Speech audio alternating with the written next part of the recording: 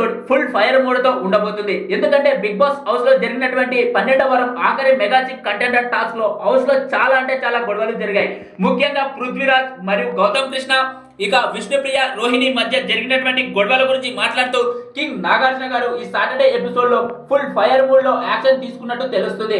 ఇక ముఖ్యంగా విష్ణుప్రియకు ఎన్నోసార్లు స్టేజ్ మీద నుంచి అవతల వ్యక్తిని కించపరిచేలా మాట్లాడకూడదని చెప్పినా కూడా అలాగే విష్ణుప్రియ క్యారెక్టర్లెస్ అంటూ వచ్చింది. ఇక దీని గురించి మాట్లాడుతూ కింగ్ నాగార్జున గారు ఫుల్ ఫైర్ అయితే అవ్వబోతున్నారు విష్ణుప్రియ పై.